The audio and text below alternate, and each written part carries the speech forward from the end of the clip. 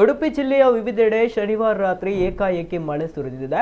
ಅನಿರೀಕ್ಷಿತ ಮಳೆಯಿಂದ ಜನ ಕಂಗಾಲಾಗಿದ್ದರು. ಸುರಿಯುವ ಮಳೆಯಲ್ಲೇ ಉಡುಪಿ ಶ್ರೀಕೃಷ್ಣ ಮಠದಲ್ಲಿ ರಥೋತ್ಸವ ನಿರ್ವಿಘ್ನವಾಗಿ ನಡೆದಿದೆ. ಉಡುಪಿ ಜಿಲ್ಲೆಯ ಅನೇಕ ಕಡೆಗಳಲ್ಲಿ ಉತ್ಸವ ನೇಮೋತ್ಸವಗಳನ್ನು ಏರ್ಪಡಿಸಲಾಗಿದ್ದು, ಮಳೆಯಿಂದ ಈ ಧಾರ್ಮಿಕ ಆಚರಣೆಗಳಿಗೆ ಅಡ್ಡಿಯಾಗಿತ್ತು.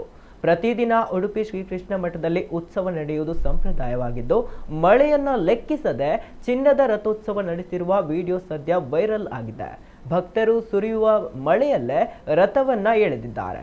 ಪರ್ಯಾಯ ಶ್ರೀಗಳು ಕೂಡ ಉತ್ಸವದಲ್ಲಿ ಭಾಗಿಯಾಗಿದ್ದಾರೆ. ಸುಮಾರು 1 ಗಂಟೆಗಳ ಕಾಲ ಸುರಿದ ಮಳೆ ನಂತರ ಬಿಡುವು ನೀಡಿದೆ.